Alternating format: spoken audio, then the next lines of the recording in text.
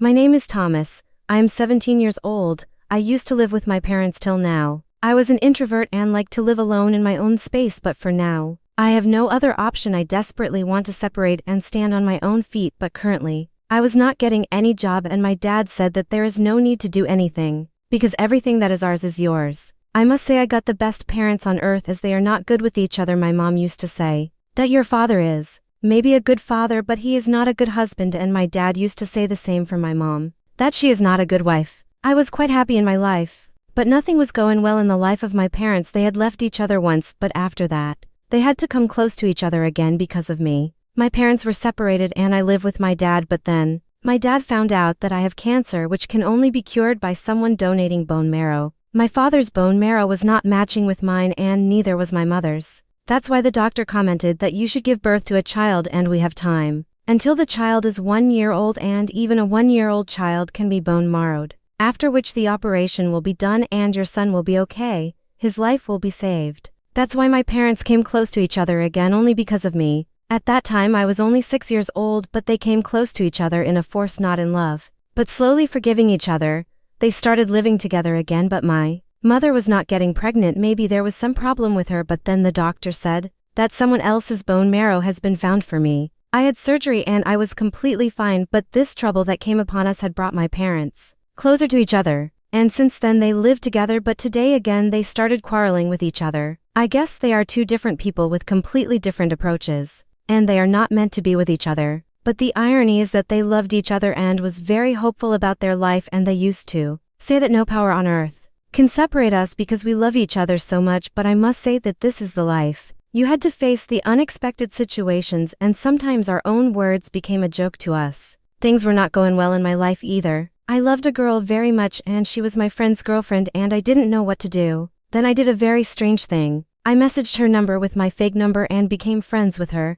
She used to talk to me thinking that I was not Thomas but someone else. My friend also didn't know about this and she didn't tell anyone that she was talking to a guy. But the guy is me. It was my fake number.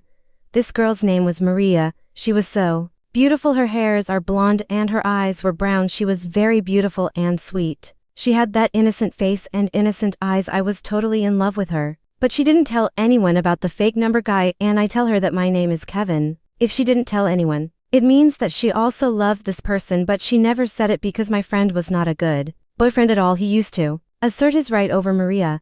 Even if all of our friends would go somewhere to eat and drink, he would order it himself without asking what Maria would eat or drink, and she would listen to him, because he was also paying her college fees. I said to my friend, you have a good girl but you are not handling her well at all. So he said to stay away from this matter anyway. I am bearing all her expenses if she listens to me. If he takes orders from me, it is all because she has to realize that I am doing a rare thing for her. It is not easy nowadays to do all this with a father who is an alcoholic and does not earn a single penny, and she doesn't do anything by herself. She is beautiful but she doesn't do any work, and she doesn't do anything by herself. She is beautiful but useless. She is beautiful without brains. She is good for nothing. If she is dependent on her father, her studies will also end. She should be kind to me. I asked my friend a question. Are you doing her a favor, or you used to love her too? Love is a very beautiful emotion. The one you love doesn't let you down. Rather, the one you love is the one you think is the best and much better than the rest. It is even said that we always love the person we think is better than ourselves. And my friend probably didn't know all these things. I used to feel bad for Maria. I want to help. She was so quiet and afraid all the time. Her eyes were down to earth. And my friend is holding her hand very tightly, and it was like she was a mistress to him. I had a soft spot in my heart for her, where now love had started to. I like her a lot, and with my other idea I even told her that I love you, but you have to move towards me. She said I am very forced. If I leave my boyfriend, then my studies will also end, and then I will remain like this for the rest of my life. I will not have a degree, then I will not have a good job. She was right, and I was not in a position to pay her fee, so I just let her continue what he was doing. I used to talk to her every day and I thought that she also likes me a lot. But one day when we were texting at the night, she told me a very strange thing. She said that my father is having an affair. I was shocked and I tell her that her father is a drunk person and always drinking at the bar. Who is that mad to be in a relationship with him? She said I don't know who she is, but he is having an affair and all his money and saving is gone because he purchased a ring for that woman. I said that don't worry, things will be fine one day.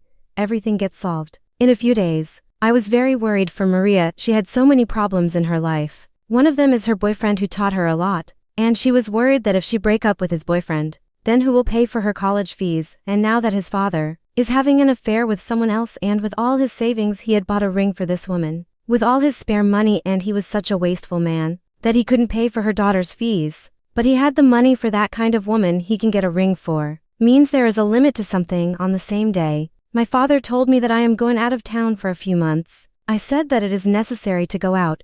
He said that I had no other option. I have to go out because if I keep coming in the middle it's going to be very difficult for me. So I'm going out for a month or two but then come back. You should take care of your home and your mother.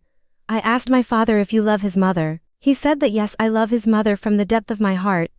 But she runs away from me. She left me. I didn't leave her. Because of you, we are together again. But now it is not the same thing. No one can is happy. It's like we are treating each other like an option. My dad also told me that if you are in love with a girl, you like a girl, always take care of her, and never break her heart.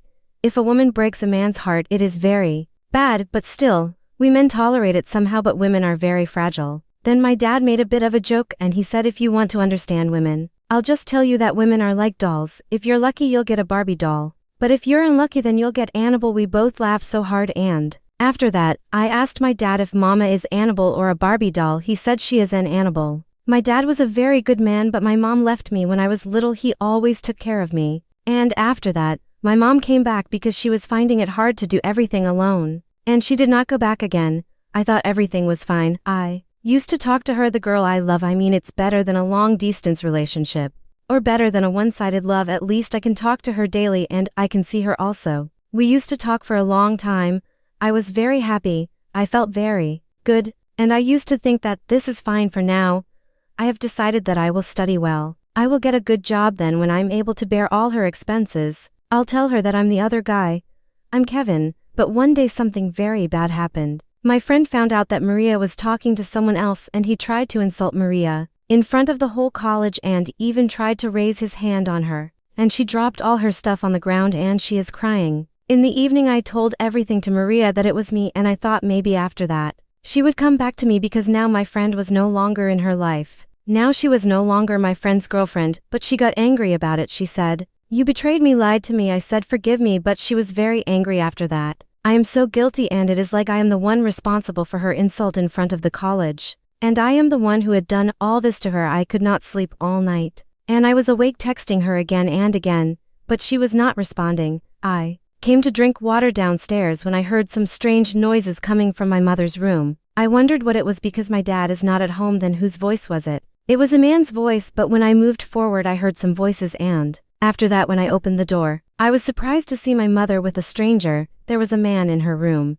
but it was not my father at all. This person is looking very dirty and useless. He looks very non-serious and a bad person. I said, "What are you doing with her? Is dad knows about this? Who is he?" Then he said, "I love your mother. We are going to get married. Look at the ring." When I looked at the ring and looked at the drunk man, I realized that it was none other than Maria's father who was having an affair with my mother. And that ring was for my mother too.